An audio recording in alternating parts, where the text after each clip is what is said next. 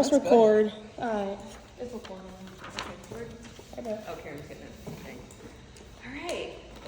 After a small delay, ironically, I was actually starting to do this setup last night when the dust collector did its thing, and it was just like, never mind.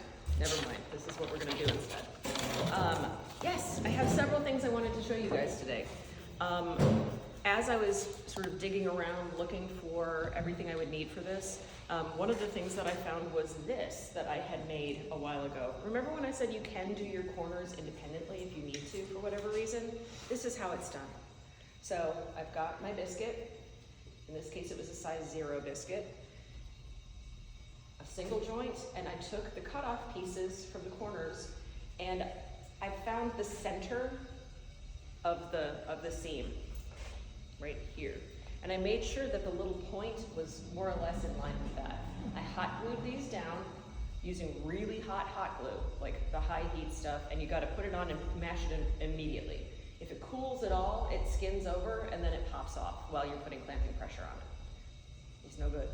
Anyway, and then you hot glue those down, and that allows you to get perfectly perpendicular clamping pressure across this seam without having to mess around with things like slipping and doing whatever.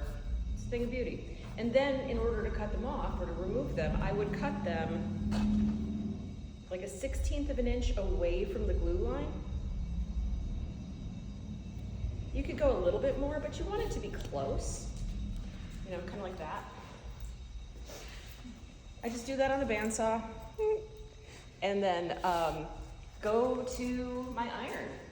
Turn the iron on high, and just hold the iron on it. And you know, wood is mostly an insulator, but it'll still conduct enough heat through it that the hot glue will start to soften, and you can just pop it off and use, you know, razor blade to scrape off any remaining stuff.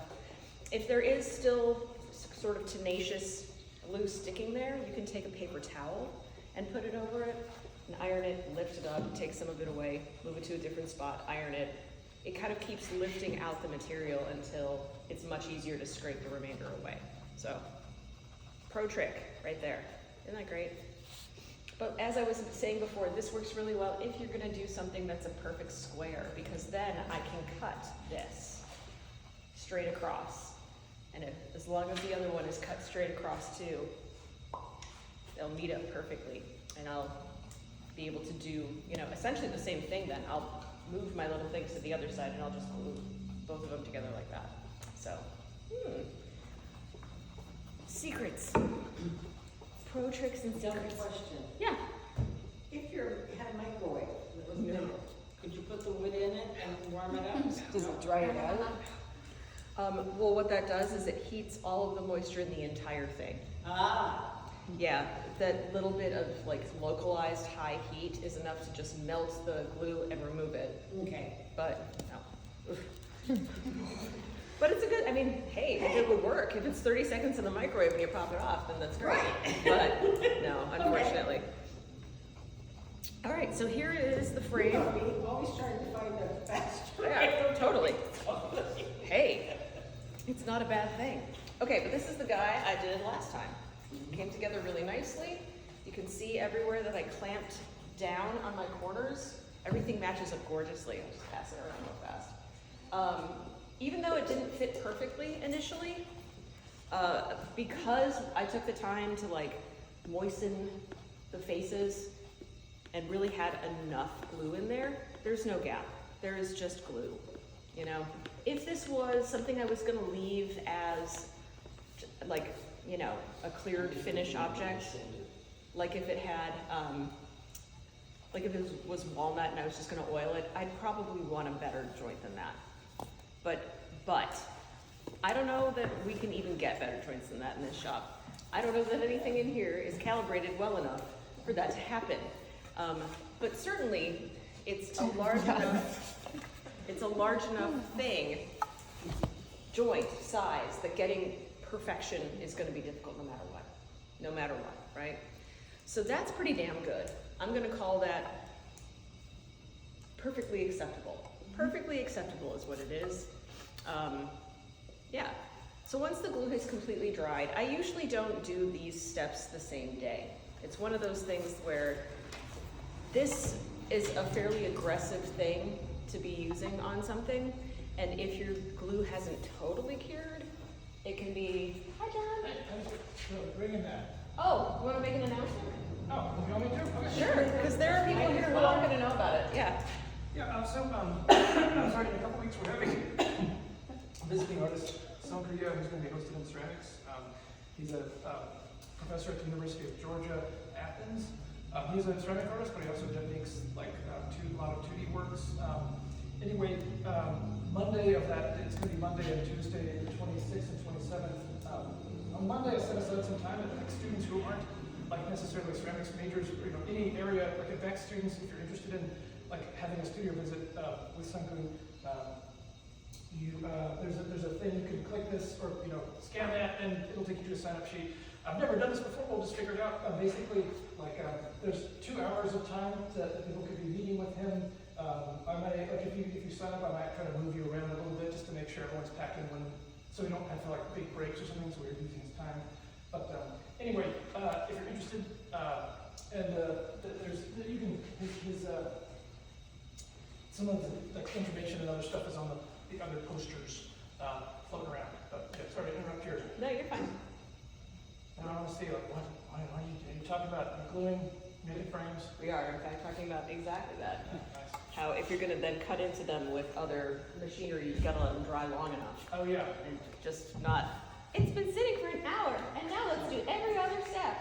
And not giving it ample time to actually cure. Right. So like a cooking show where it's like, and here's the next one. That's right. Next one comes out, and here. There's my worst Julia Child impression that I always break out. Thanks, John. Oh my God. Anyway, so as you noticed when we passed it around, there, it's not perfect, but it's pretty darn good. There's a lot of cleanup that still needs to happen with it. No big, not a big deal at all. Yeah, that gap right there makes me unhappy, but whatever. It could be a lot worse. I am not planning on leaving this unpainted or uncovered in some way, shape, or form. So I'm not concerned. I'm not concerned about it. But before I do anything, I need to make sure that this is a continuous surface. In this case, I've got a really pretty decent continuous surface going on here. I don't have corners lifting. I don't have twisting occurring. I don't feel steps between sides. Frequently that will happen when you're putting one of these together.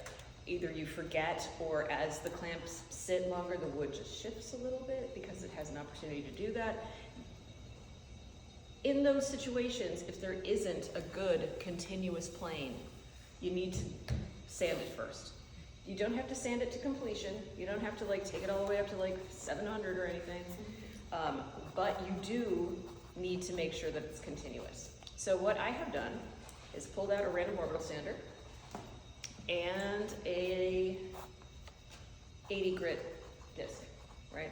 Doesn't have to be anything fancy. I certainly wouldn't use 120 or anything. Go ahead, be in the 80 to 120 range, depending on how flat it is, how much you want to remove, whatever. This is just gonna go quickly, The 80 grit it's gonna do the job. It's not gonna waste time, but it's also not gonna be so aggressive that I'm damaging my wood. This is also based on the fact that I am gonna paint this. This is not something that's gonna stay poplar, So if I end up with a heavy scratch pattern that I'm having a hard time removing, it will not matter because it will be entirely covered. See how we do that? You may have also noticed that I put on an apron for this, and the next step, they're very dirty. We're gonna be producing a lot of debris, a lot. If you use a different style sander than this one, there is one that has a straight hose coming off the side. I think I showed you guys this last semester for, yeah, you can hook it up to the vacuum if you need to. Makes it a lot easier. I didn't feel like messing around with that because we had this other step to do, so I just grabbed one that doesn't do that, but actually matches up my 8-hole pattern. Actually is on there. One of the other things that I did before I started this is I went to the compressed air and I blew the whole thing out and off. I find that it makes an enormous difference with your sanding discs actually sticking, even on a slightly worn surface, if there's no dust in it. the dust seems to preclude it from completely grabbing on. So just blow it up with compressed air real quick and then pop it on, should be good to go. So I have gone ahead and plugged it in over here. And I don't need to clamp this down as long as I have my towel sitting here. It serves to keep it from moving around. There are also those like bench puck things that, do you know? Bench dogs? No, not bench dogs. The blue things, I have them. Yeah, they're really they nice. work too, Yeah. right?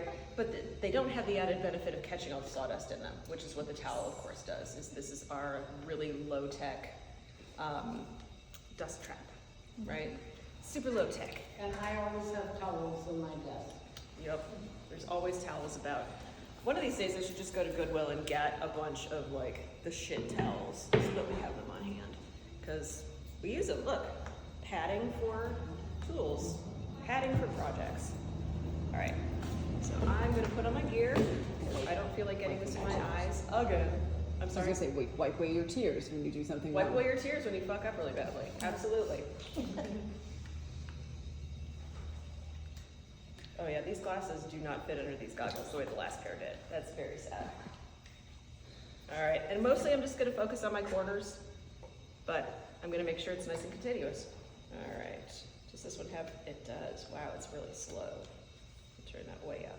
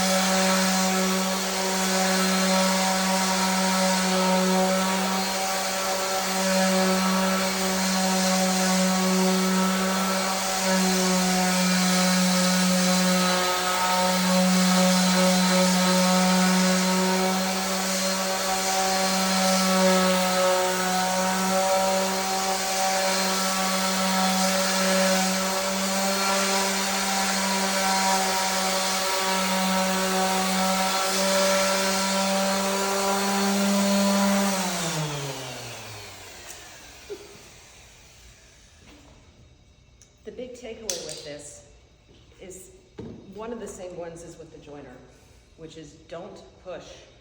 This is not a shaping tool. Please remember that. It is not a shaping tool, it is a surfacing tool. So if you're thinking to yourself, I'm gonna change the contour of this with my sander, please don't. You stepped on your pad behind your right left heel. It fell off. When I took it off? Yep. Okay. Hey, it did its job in the meantime though. Wait, what's that sound? See if I can borrow a press wrench for a job. I love it. Anyway, I was floating it, more or less. I wasn't like trying to hold it above, but I was trying to keep it moving and I was trying to kind of feel what was happening beneath it as I was going. It was not a, you know, I'm gonna press down until this is pretty, because when you do that, all you do is make an uneven surface, and that entirely defeats the purpose of what we just did, which was to make an even surface, a nice continuous even one. But now, you know, it's not super smooth because that was 80 grit, but it is very flat and consistent, and that is what we, you know, really needed there.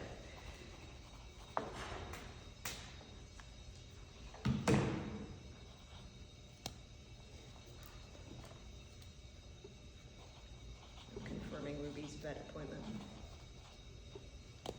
Where do you go? West side? Yeah, Yeah. West side.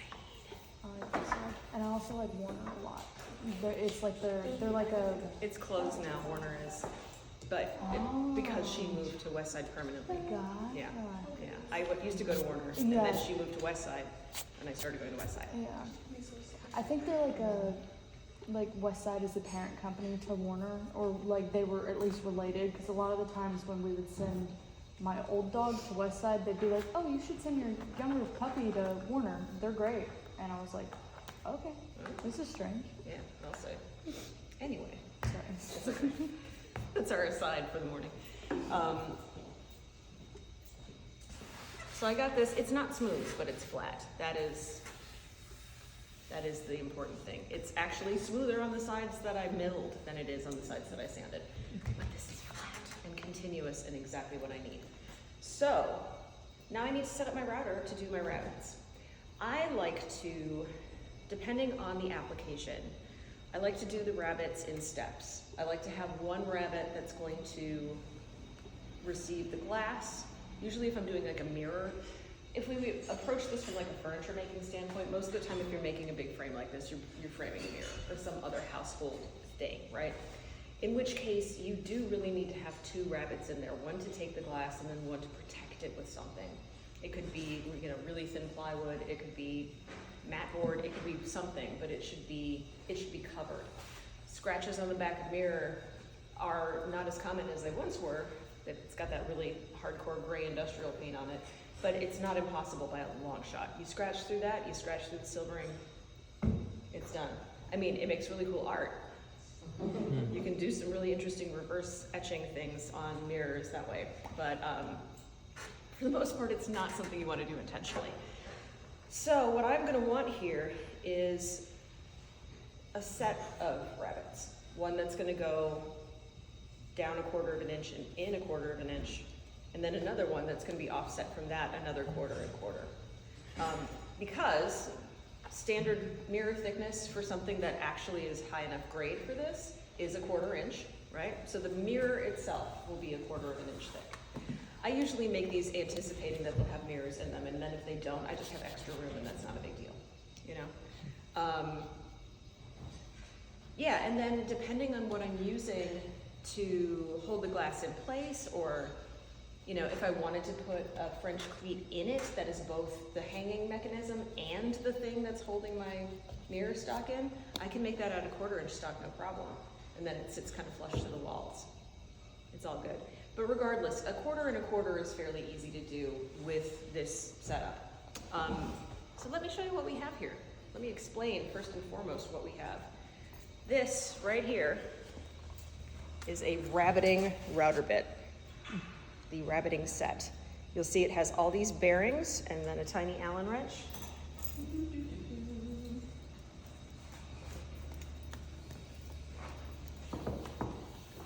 The size of the rabbit, oh good God. Teddy, would you grab the oven cleaner for a second? The oven cleaners? Thanks. This is covered in goo. That's, we put that in there, didn't we? Yeah, it's over by the sink. That's what I thought. Yep. So the thing that determines the size of the rabbit you're able to cut, one is the height of this bit. Look at that. This bit is, I want to say 3/4-ish in depth, which would mean that at its full cutting potential, I would go, you know, I'd be able to go that far down, which is pretty freaking far, right? And then the depth in is predicated on the diameter of the bearing that's on here. I can change these bearings so that it will cut in, you know, a set distance from that edge. So there's depth of the cut and there's the width of the cut. Depth, width. The bearing determines width, okay?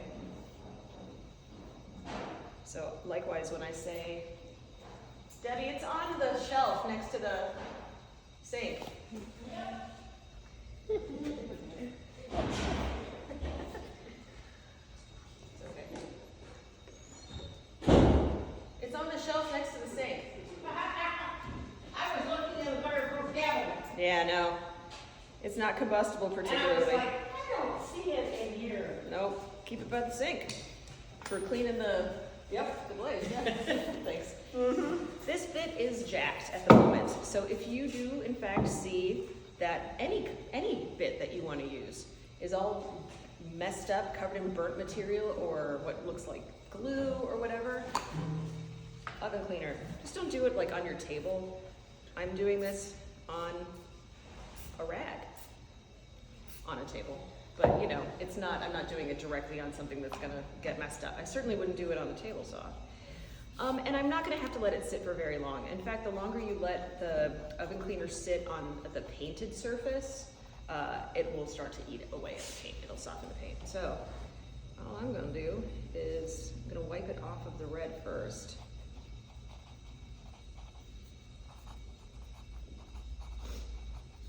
Really doesn't do anything on the red, but like, I mean, the built up stuff doesn't really do anything there, but why not clean it all the way?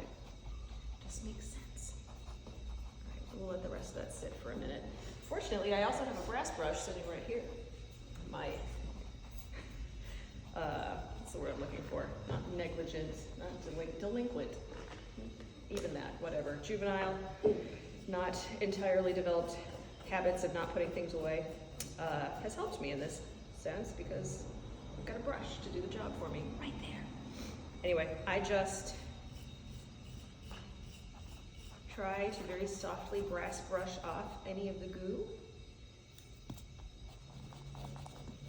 And then if it hasn't shifted from a surface for whatever reason, which it isn't on this one a bit, I just hit it again real quick. I'll let it sit for another 30 seconds. This stuff really does work quite effectively. You'll notice I'm not super concerned about getting it on my hands. It's oven cleaner. Like, I'm not gonna bathe in it. It's not palm olive, but like, it's really not gonna hurt me if it's gonna be on my hands for a couple minutes. Because as soon as I'm done with this, I'm gonna go rinse this. I'm gonna rinse it off. I'm gonna dry it off with a paper towel. And just like when I'm doing table saw blades, I'm gonna then dry it off with the compressed air so that it stays, you know, rust free. Because that water loves to sneak into places that you don't even know that it is. And then you turn around and it's, you know.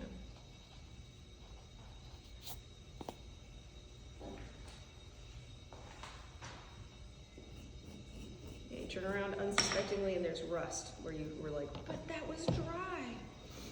Was it? No, it wasn't. All right. Cool. That's way better. I'm gonna go rinse it off.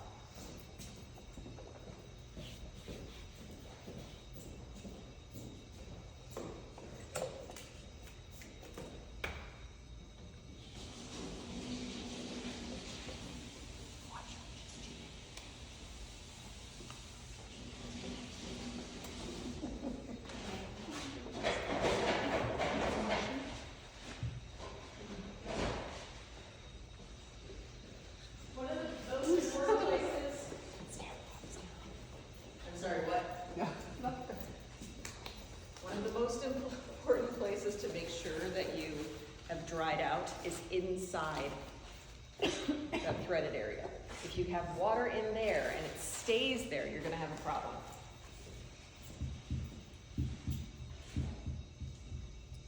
Next time we'll have a problem.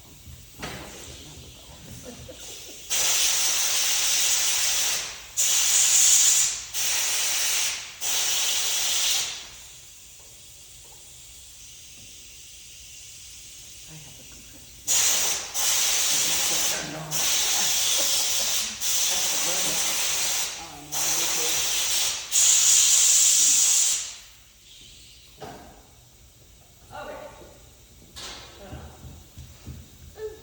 So now before I do anything, oh my God.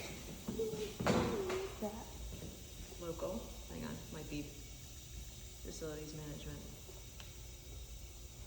Nope, Bugmasters. Hi, it's Skylar from Bugmasters. We want to come and spray your house. Is today at 3 o'clock good for you? It's always something like that. Anyway, let's talk about this router, this plunge router. Some of you guys, who used it last semester? Only one of you. You've used it before though, right? I think I've used it before. Yeah, I know you have for sure. Have you used this guy yet? I don't Maybe? remember if I did or It's not. real fun. It's real Oh, fun. I think Yeah, you would. like I it. think you would remember. Yeah. I So check think it out. you would remember. Check it out. I've used the other router. Yeah, the little side one. Oh yeah. Observe. This is a plunge router. This is a really nice plunge router. They don't make this model anymore. Please don't mess with it. I beg of you, because I can't replace it. I can repair it. They will still repair these, which is good. But oh my God, this is actually the same model I own for myself. When I came here and I saw that we had 2 of them, I was like, awesome. But they very quickly stopped making them like shortly afterwards. And now they make a set where there's the router motor itself, and you can either put it into what's referred to as a fixed base or a plunging base. And it doesn't have the same balance. It's very, very top heavy. This one is much more user friendly. So if you can find one of these, like the 1613, sorry, EVS, it's really worth it. I love them. Love them, love them, love them. But it is called a plunge router because, of course, it plunges. Yay! And it locks in that plunge position. So the benefit of that is that I can move into the middle of something, plunge to a set depth, and then move around. So like my cuts don't necessarily have to go all the way through something. I can go to a point, stop, lift out, maybe move back, plunge a little deeper, move to a point, stop, lift out. It has lots and lots of good uses. It also makes depth adjustment much, much simpler. Trying to adjust the depth of a fixed base motor usually involves twisting it, and there's a lot of play in that. There's much, much less in something like this. So, I'm gonna begin by putting my bit in. So, if you will recall from last time, I'll move this so that the camera can see. The camera. The Bosch has 1 built-in wrench, and you need to have 1 auxiliary wrench. This one that lives with these guys has a yellow handle, and it is the diameter of the collet that's on here. If you will also recall, most standard routers will have 2 collets that come with them. One is the 1/2 inch, the other is the 1/4. This is the 1/2 inch, very obviously. Oh, hello. Someone's stuck inside. This is gonna need a little bit of cleaning. Of course. See, this is why I try to set these up beforehand. Does it ever work? No. Do I ever get everything ready before class? No. Do I try? Occasionally. I'll deal with it later. Anyway, the collet consists of a collar that kind of holds everything in, and then usually a slightly tapered, but also split ring kind of clamp that goes around it. A good example is the quarter cable ones, because those parts come apart very easily, so you can see the difference. Here's that cap, and then it will have these internal locking collars, and you can see there's a break in them that allows them to expand a little bit as things get tightened down. Every different brand of router is going to have a different collet, so it's not like I can use a Porter cable collet in a Bosch router. I have to use a Bosch collet. So if it doesn't work for whatever reason, if you're like, I don't understand why it doesn't fit, it's probably for the wrong machine. So normally what I would do, it's right here, hang on. Got my WD-40 right there. Let's see what I can do with this.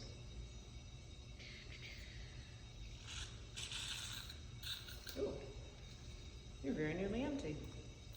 I haven't had to buy WD-40 in years. That can't last forever. Right? We bought the big one in our department. Yeah. I don't really know. I think they put it on the whiteboards because it's supposed to help clean the whiteboards. It's Okay. a thing. But it just felt very unnecessary. Well, just like with the oscillating spindle sander, if there's junk built up inside of that, it can actually seize the, almost like dry welds your bits in place or whatever, and it makes it very, very difficult to remove.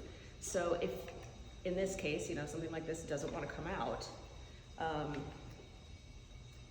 to me, that says that there's too much debris compacted in behind it, and it needs some cleaning. I don't have all the time in the world though, so I'm trying to just get this out. Come on, baby. I know you want to do it. Of course, it would help if I was using the right tool, which I am not. But, you know, one sec.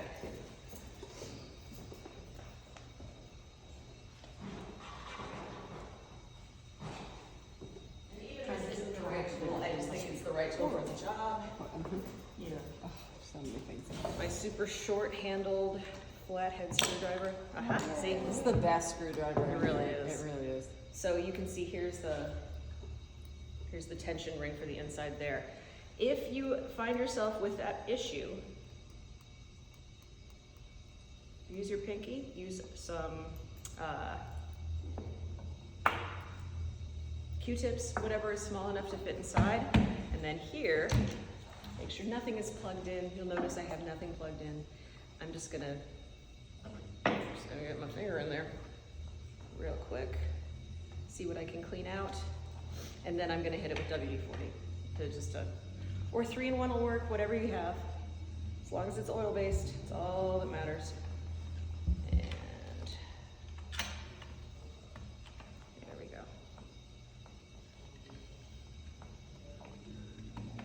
Machinery maintenance, equally as important to woodworking as process. One of these days they'll cut you a check. Right, for my third job. Third job. Yeah. And I can feel that there's like no oil or anything in here. Like it really should have just a little bit of something. So I'm gonna do 3-in-1, it's a little more viscous. And I'll wipe everything down afterwards just to make sure that I'm not leaving a bunch of oil stains behind on everything. Hello, beautiful. Come here. There we go.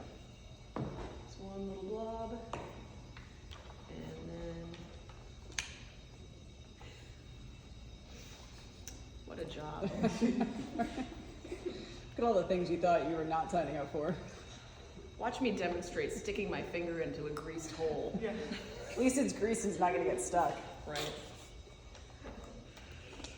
I think we were gonna do this last semester too. You were like cleaning something with your like finger. Yeah, I mean, well, what am I supposed to do? Like, go out of my way to go, like, wrap a dowel with some chamois cloth or something? Like, no, it's what it is. We did the same thing in ceramics when we need a stab, like in a pot, we just dab a sponge with our needle tool. And Yeah. Like, oh, work. It'll work. All right, so it'll work. Now, all right, here we go. Here's my collet. I take it off completely with the little like retaining piece inside because it helps me to set to the appropriate depth. That's the big thing, is like, I really don't want it any deeper than that. This is a problem, right? I also don't want it to be less than like 1/3 of the way in there either. So I usually just sort of start by putting it in right at the back, and then if as I'm adjusting it, I pull it out a little bit, that's cool. But it's not, you really don't want it in too far. It's a bad idea. Not in too far, not in too far out. But if I do that to begin with, I've got a reference of it sitting in the very back. And then as a unit, I will put this guy into the router. Use the built-in wrench to hold the arbor still, and I will hand tighten until it wants to stop. At which point I will make sure that my bit is in the right place. Pull it out a little bit if I need to. Let me see this. It's pretty good, but I like that better. It's just one of those things. And then thou shalt tighten it with the wrench. Nothing worse than your router bit falling out on you when you are in the middle of working. Okay, so now that I have it in, I really need to get like both the depth of that cut and the width of that cut figured out. And that's gonna be done in those two ways. One setting the depth here, one setting the depth here. Imagine with me that I have a giant chalkboard behind me. And here is the edge This is the rabbet or the edge that I'm gonna rabbet, right? And I need 2 of them, essentially, that are stair-stepped, right? So there's what essentially is going on there, though, is that there's one rabbet that's 1/4 of an inch deep and 1/2 an inch wide. And then there's another rabbet that's 1/4 of an inch wide and 1/2 an inch deep, right? It's like 2 overlapping rectangular cuts, right? Let me see. Would you like to demo? I can,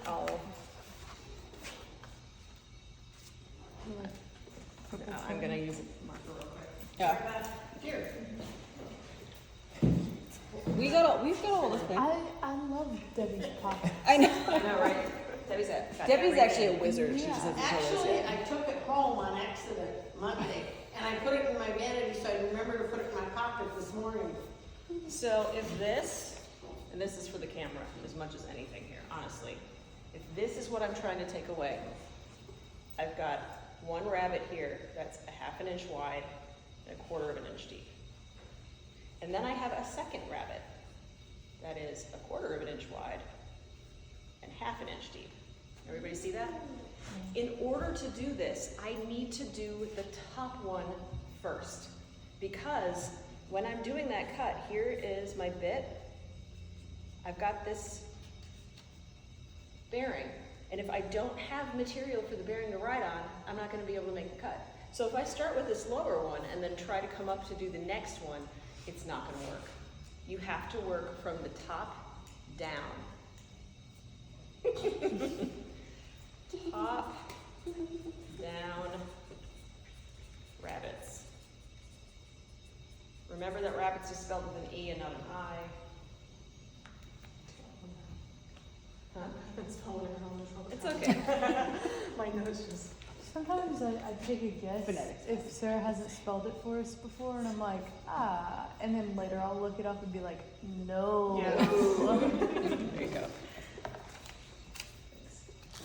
So what I'm going to want to do is find the bearing that's going to give me that 1/2 inch wide cut, okay?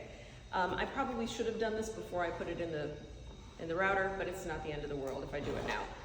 What I am going to do is... Can I ask you a quick question? Because I've always wondered this. Is there a reason that I can't go down and then do this one? For the reason I literally just stated. I just feel like, There's no room for the bearing to ride. okay, let me think about it. I think I'm just missing it. I just Yeah, can't you're picture it. I just missing can't it. picture it. Anyway, as I was saying. I'm just going to plunge this all the way so I can see it. There it is. Ta-da! It's sticking out. And what I'm going to want is a bearing that's going to allow the distance from the very edge of the blade here to be 1/2 inch right there. From here to there. Ooh. Because that's going to dictate the width of my cut. I believe it's this one because I know for a fact that this one has a maximum cut depth of 1/2 inch with this very, very smallest bearing on it. So I don't have to worry too much about double checking. But you can measure. You can very easily, just with the edge of your combo square. You know, just make sure that when you're checking it, you rotate the bit through all the way so that you're seeing what its fullest, like, rotational distance is, because it's easy to get the wrong thing then. All right, so I'm going to pop this screw back in. I'm sorry? She was telling me to send her the video. Okay. And then I'm just going to tighten it up. And if you have a hard time getting your hands on it to hold it still, to tighten it adequately, put the lock on the arbor. Ka-chow, right there. I do also have this much older rabbiting bit. This is actually the original one to the shop here. It doesn't cut as deep. You'll see it's just a much shallower cut. It's about 1/2 inch. Oh yeah, look at that. I can compare. It's 1/2 inch. And it's just in poor condition. This one is starting to get into fairly poor condition, unfortunately. They're a little bit expensive to replace because most of the time you have to buy the entire set again instead of just like the one part. But whatever, bearings get lost. All right, so I know that I've got the 1/2 inch width. Now I've got to set my depth. Here's where the chicanery comes in. So I'm going to begin by setting my bit to 0. And the way that I do that is I plunge it until just the silver part of the blade, not the bearing, is touching this surface. Like that. See that? So the bearing should be sticking out, but the blade is even with the bottom of the base. That is my 0 point. Knowing that that is my 0 point, I'm going to set the depth stop to reflect that. So if you will recall, on this model there is this stair step, the Busby Berkeley stair step over here. I'm going to move it if it needs to be moved so that the highest one is underneath whatever my stop material is. I'm going to loosen it up. I'm going to push all the way down, actually pushing, and then I'm going to lock it up. That is my 0 point. The reason this is super important is that if I want to do something that's exactly a 1/4 of an inch deep, all I have to do is rotate this now 2 steps because each one's an 1/8. 1, 2. And I go, "Hookacha." And now it's sticking out exactly 1/4 of an inch. Hey, isn't that great? Once you have this initial setup, once you have your 0 point and everything set, do not change anything. When we go to do the next rabbit, we're not going to remove the bit, we're not going to change our 0.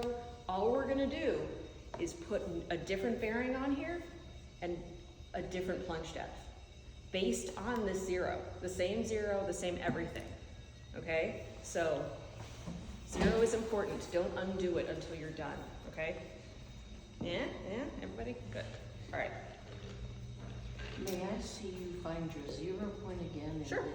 then- The way I did it was, No, you're fine. here, I'll take it off here. I make sure that this right there, this highest point on my depth stop is beneath here. And then I just move the stop out of the way. And then what I will do is I will come above the surface here that I'm riding on, and I'll plunge this down until just the blade is touching. See that? See that? So a lot of people do this. And they say, I'm at 0. Nothing is cutting, right? Happens a lot. So, come on, baby. There we go. So the blade is right even with that top surface. That's 0. So it's cutting no material. Then, at that same point, that's now 0. So if I were to say that, that's an 8. Okay. See where I'm going? That's a 1/4. Okay. And you know, so what I'm saying is I don't mess with this at all. Yep. Thank you. Yeah, no problem. Pretty neat. Isn't it great? You guys, it's very nice. So how many of you have had to, I bet very few of you have. I know some of you use the router to flatten your cutting boards before, right? It's a slightly different operation than what we're doing here. In this case, whenever you're encountering an edge, it's so important that you're cutting in the correct direction. The bit is rotating one way and you need to be moving this in sort of the opposite direction. Otherwise, it's going to climb, right? Just like with any other thing, if you allow the wood to be taken by the thing, it's no good, right? So each one of these is going to have each one of these is going to have an appropriate feed direction. In this case, it's from this side to this side, right? In this, if I'm going around the inside of something, it has everything to do with what side the work is on, okay? So if the work is on my right, I'm pulling towards myself. If the work is on my left, I'm pushing away. See that? The work is on my left, I'm pushing away from myself. It's on my right, I'm coming towards myself. See that? Mm-hmm. And of course that's going to be different then if I'm on the outside. So I would be going this way here and this way here. It has to do with what side of the work your bit is touching, right? Likewise, people don't usually think about this, but it's so important. how you hold this in relation to itself is going to really affect like the quality of your cut. You may have noticed that this, I had some pretty decent control, and when I got to here, it's really easy for this to tip. You are going to want to hold the router plane perpendicular to the axis that you're cutting. So as I come around here, I would turn, and I would do that, and as I came around here, because I can keep this flat with one hand. See that?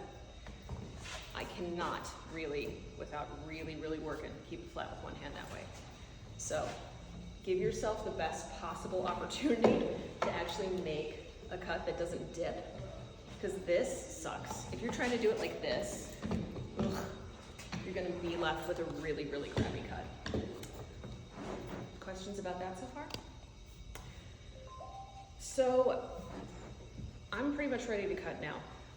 When you're doing this, you absolutely must have your work clamped. There's no two ways about it. It's got to be clamped down. Yeah. Depending on the thickness of your frame or what your material in general, you may need to clamp it over the edge so that the bearing has the opportunity to drop down and not burn a bunch of stuff, you know? For this first cut, I'm going to be fine having the whole thing up on the table here. But I am going to use 2 clamps, and so it'll involve probably cutting, you know, as much of it as I can, stopping, turning the work, reclamping it, doing it again. Working off the corner of a table works really well for this. And then also depending on what you are working with. In this case, poplar's pretty soft. I'm just putting a couple of soft clamping pads on here. In this case, these are pine stickers that I got out of the drawer, but I know that the pine is actually softer than the poplar, so I'm not going to damage it. Right? If your frame is small enough, can you put it in the vise to do it? I don't like that. You don't like that? Okay. If it's just between the 2 vise cheeks, as it were, it can drop. Oh. If it's in the vise between, like if it's in one of the black ones, for example, and you're not going to hit anything, you could put it between the bench dog and another bench dog, but, Yeah. you know, this is just kind of the safer way to do it. Yeah. Having something beneath it also helps to absorb the vibration, and so it's not going to chatter as much. So, once I've got that all ready to go, I'm going to plug in my router. The other thing about this one, I haven't plugged it in yet, you'll see, so I can show you this without fear.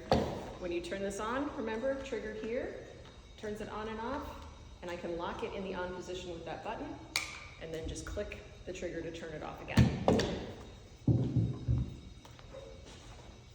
So, at this juncture, yeah, Alexis is smart by backing up. You may want to plug your ears in or find yourself some hearing protection.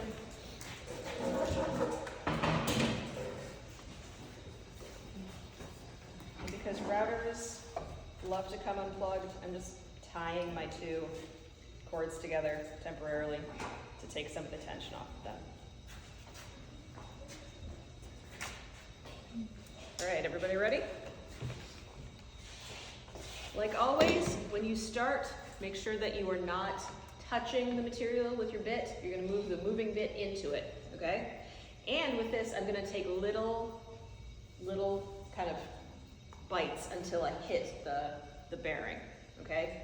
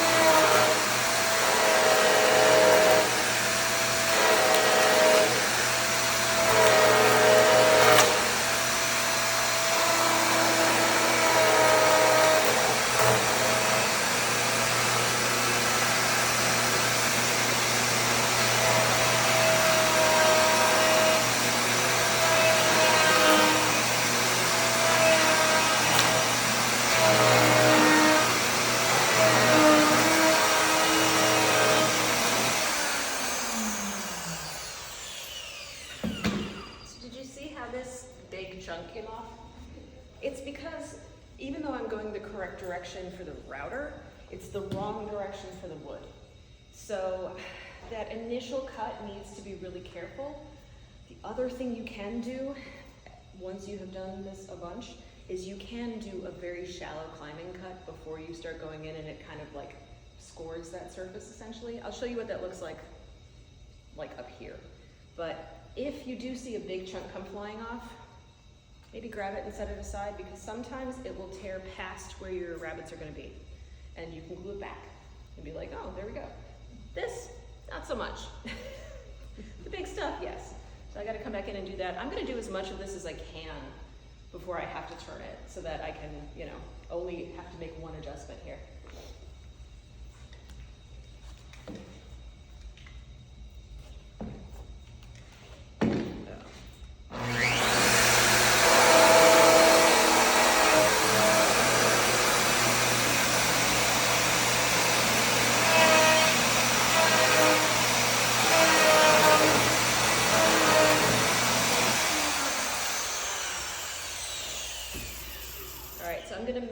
Gentle climbing cut on this one, and then do my other cutting, okay? Barely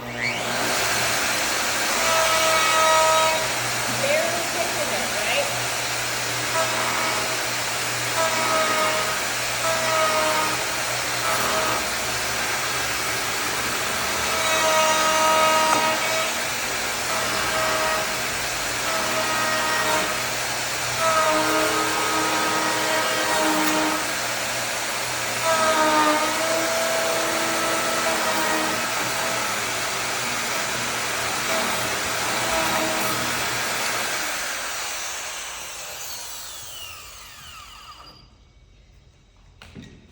So as long as I do it carefully, it will usually yield a slightly cleaner transition right there, okay?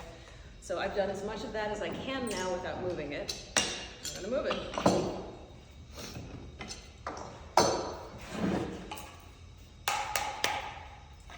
So, gotta think about how I'm gonna move it, but you know. I'm gonna wanna clamp it where I have already cut. So this might be one of those where I might just have to do 3 passes. But if I'm being smarter than I am currently being, I would remember that I could do this right here. Part of the issue is the length of the pads that I've grabbed here. They're long enough to interfere, right? Oh, I know what I'll do. Silly Sarah. I'm gonna move it over and just put both clamps on this side. As long as there's 2 clamps, it's not gonna rotate, right? 1 clamp is better than nothing, but 1 clamp also lets it start to shift and, you know, off of the clamp. So this, everything's out of the way, it's good. Also, if you are working on something fairly small, don't clamp it in that direction.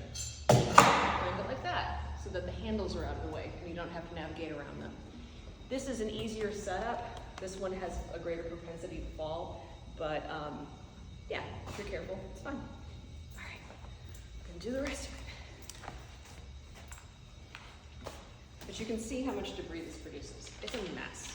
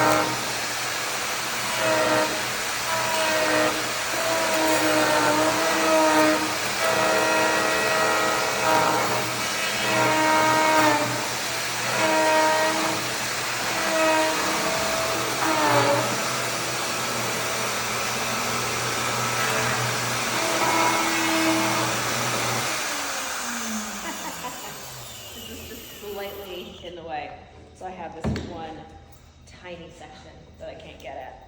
Oh, irony. So, just gonna...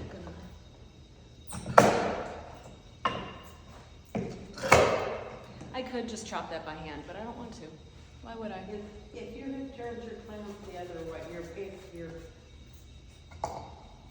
pad the other direction, It would have been fine. it would have been fine, okay. Yeah, I just,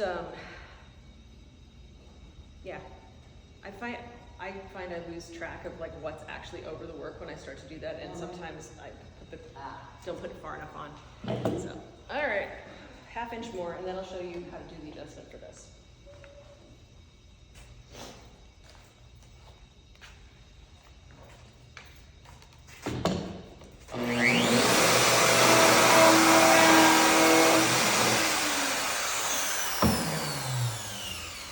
All right. Oh, and there's a spot I missed right there too. Aha. There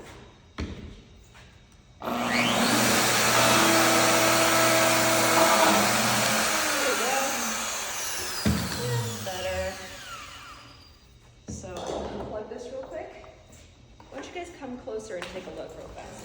Because there's a couple of things on here. Like, take a look right here. That was one of the spots where it did catch on the edge and it tore. See this right here?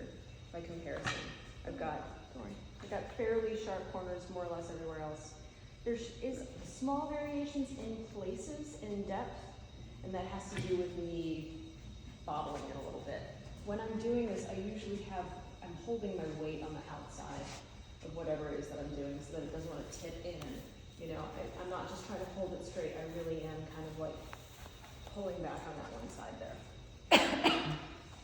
All right, so now with that adjustment having been made, let's see what we can do with this here. Again, my frame is deep enough that I know that this isn't going to be a problem in terms of setting my depth lower. If it was, I would hang it over the edge and I would do one side at a time so that there was a space between the frame and the table. So I wouldn't be in any risk of hitting the table, but I could drop it as low as I needed to, and I would just do one edge and then I would set it aside, rotate, etc. Okay? Okay, here's how we make our adjustment. I'm not going to change this. I am, however, going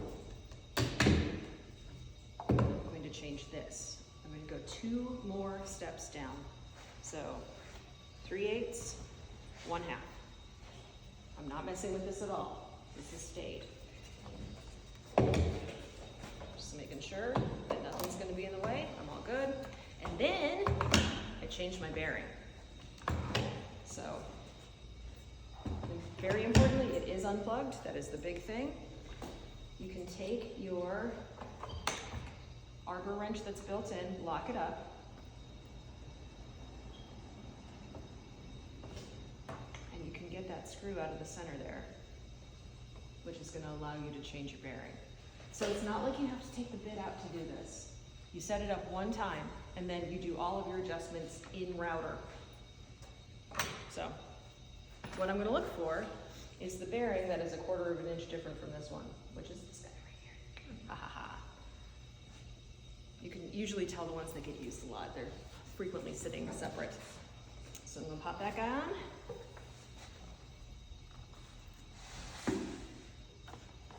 Yeah, so this will be a deeper, narrower cut. And again, I'm locking it by hand for a while until I get to the point where I need to use the wrench. Come on, baby. When you do this, also make sure that your bearings spin. If they are on there and they don't spin, they're gonna burn. They'll leave behind like a black stripe of burn on your material. So, you know, let me know if there's one that goes on there and just doesn't turn. If it doesn't turn, we gotta replace it, okay? So it's not a bushing. A bushing rides on a template and doesn't spin. It's a bearing, it's supposed to move. All right, so that now is correct. And if you take a look, it's gonna cut 1/4 inch deeper than the last one did, but it's not gonna go in as far. And that is exactly what we are looking for.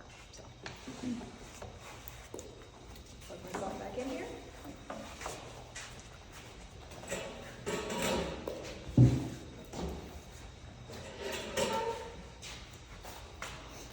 I'm just gonna do this straight through as best as I can, unless I see something really interesting that you all need to see.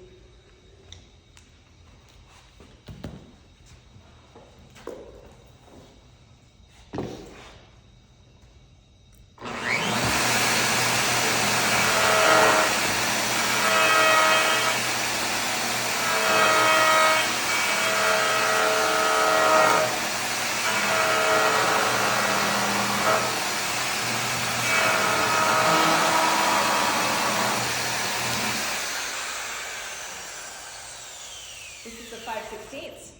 It's not the quarter. I'm gonna keep going with it, but it's no longer an even step back. It's not a big deal. But I didn't double check with measuring, I just eyeballed it. So look, this is actually a wider rabbit than that one is. The goal was to have them be evenly spaced. It's not the end of the world. But one other thing, it is extra important that this corner be clean on this cut, because this is the one that's gonna be visible. Not being perfect on that one, we're cutting the front corner of that away anyway as we make this adjustment. This one, you gotta be really careful for. So you could either take your marking gauge. That's actually not a terrible way of doing this. You know what I'm talking about?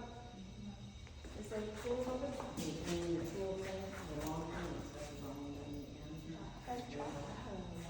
Oh, I almost worked on it. Oh, that's what I mean. Okay.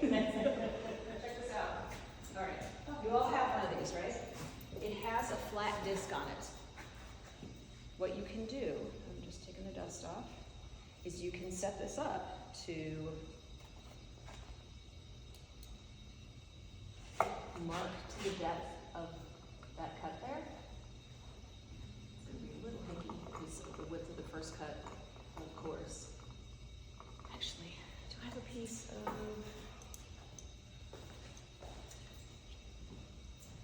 I don't know that this will be big enough, but nah, it won't be. You can make a bigger or a wider like base for it if you need to, just to make your life easier. Or we can mark it from the other side. That's what I'm gonna do. It's not the perfect solution, but mostly because it's not gonna leave behind a flat mark. You guys are gonna be using your marking gauge a lot when it comes time to do mortises and tenons. And because this has a wheel, it's flat on one side and tapered on the other. And if I were to adjust it from this direction, I would end up with that taper, you know, going into this flat, which is ideal. But in terms of actually making the adjustment here, this is going to allow me to set myself up right there. So I'm going to give myself a spot for this to break and not tear, you know? So I can go through like that. It's actually a little lower than what the cut is. I'm okay with that, because any small amount of sanding will also get me there.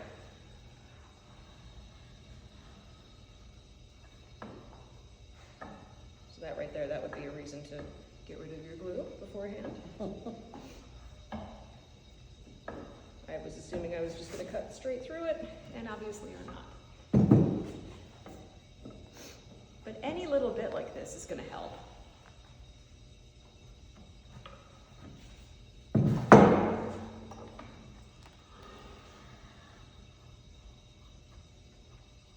Cool. All right, now I should be able to do this without it tearing out at all. Or if it does tear out, it has a place to break. And yeah, we're gonna try it. We're gonna hope for the best. Well, it's been a while since I've done a demo where something didn't like happen that I was expecting, you know?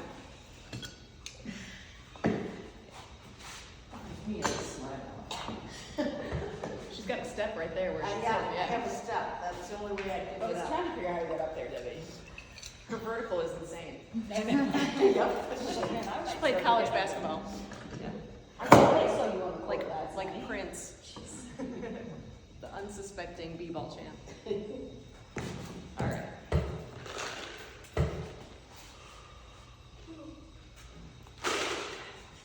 The dust collector threw my lungs into a state of sadness last night. Yeah. They were like, no, we were just inflamed, don't do it. All right. Let's see if it works.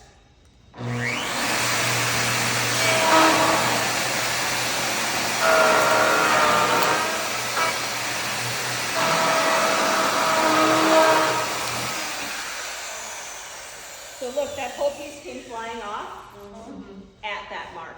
Yep. It's so So? stick you got there, Ben. I'm still gonna make my scary, gentle climb cut, but that right there, that's why we do it. It's also why we wear goggles.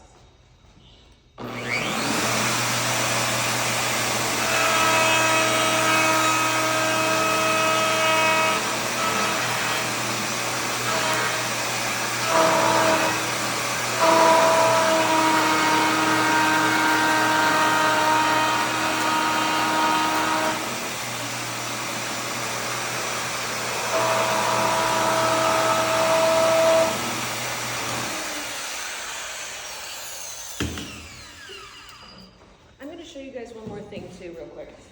Sorry. Whew. Yeah, these and these don't fit. That's very sad. You know what? From here on out, I'm taking my goggles with me when I go glasses shopping.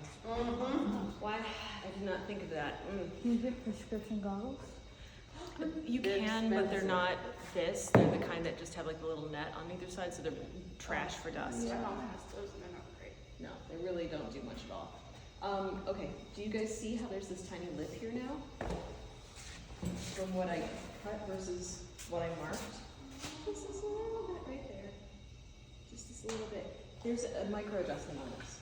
That if I wanted to make this just slightly deeper and nibble away at it, I can do that.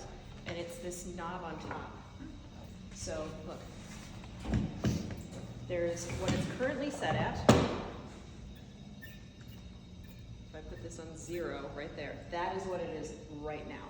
I can move these two things independently. So if I want to know how much I'm moving, I don't have to remember math. I can just say, oh yeah, 0. And then I can turn the top knob, go down or up slightly as I need to. I don't remember honestly if I have to unlock the depth stop at that point to allow it to do that. I think I do, but I'm just gonna see what happens here real quick. Yeah, I think I do. I think it binds up. You know what though? But you can see how small of a micro adjustment it is. That's a 64th. So if I need to just like whisper kiss something, I can do it without having to try to do this like absurd adjustment. So I'm gonna, you know what, I'm gonna leave it at a 64th and say, and see what it does. It's probably not gonna do much because I went over it a second time too. Even though it's set at the same depth, it's not like you're machining metal where once the metal is gone, there's no material there.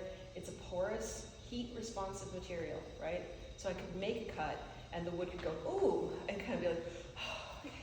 And then when you make a cut again, it just shaves off this tiny little bit. That happens with this stuff. So sometimes if it doesn't fit by a tiny amount, you make the exact same cut. You don't change anything. You don't try to remove more material, but regardless, it ends up just being like, this is tiny little paring cut. Okay, I'm gonna keep going. So I wanna get through squaring corners before we head out tonight, or today, whatever time of day this is.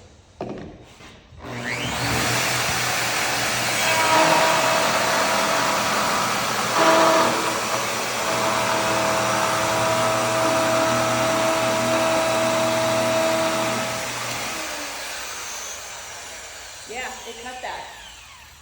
It went deeper. Hooray. What? Hooray. Hooray! Sorry, got head muffs.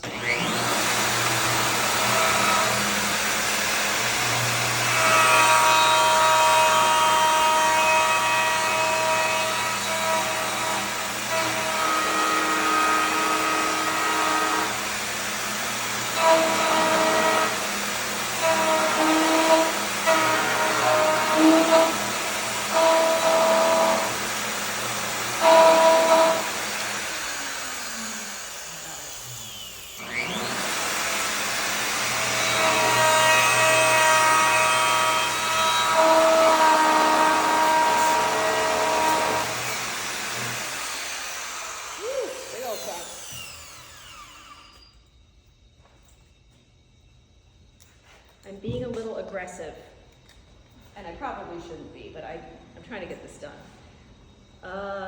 Let's see. I've got a spot where there's glue, and it's keeping this from sitting flat. So, like I was saying before, I probably should have cleaned the glue off beforehand. At the very least, cleaned the dry glue off of it. Ooh, that's tearing badly. Definitely should have done that beforehand. But you know, whatever. It's not the end of the world. I also shouldn't run my finger along the thing that has a bunch of splinters sticking out, but you know. We all live and learn. It's fine. It's fine. All right.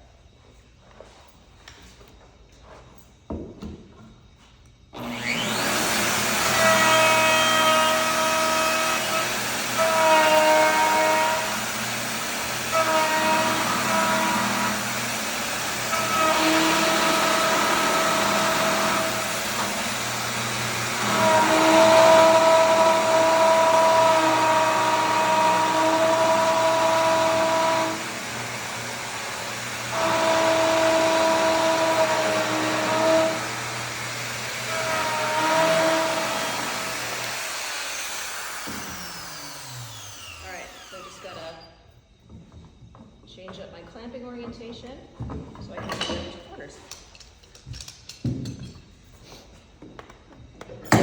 Big takeaway here, please, is just don't be greedy. Don't try to take away too much material at once because you will tear up your material real good.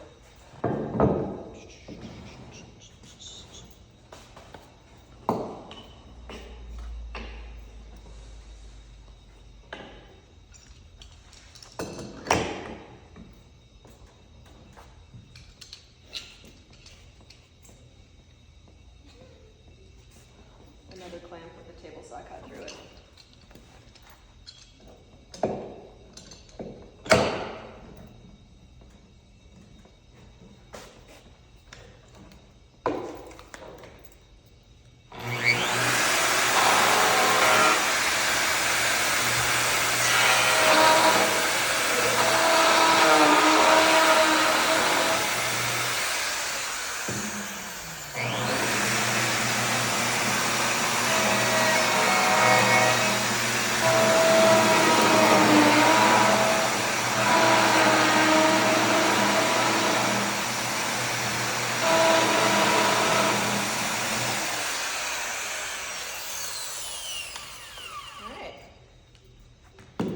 Take a look.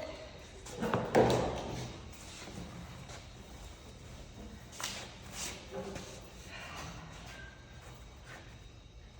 we are. So, you know, Karen raised the pertinent point last time that if I'm doing this on something that's mitered, it makes perfect sense to cut your rabbets beforehand on the table saw or some other thing because you know, you have access to the whole thing. If I had put this together in a different fashion though, if I had rail and style, which I will talk about later, where like certain pieces run the length of the whole thing, but other ones don't. If I had done that on the table saw, I would have holes because, you know, you'd see the whole thing. So this is useful.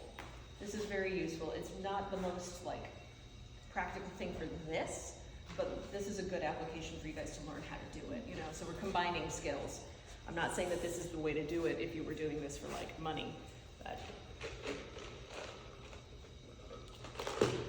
All right, I still have time, haha. You might want to pause your video so you don't, you know, go too crazy. I'm gonna grab a couple things out of the tool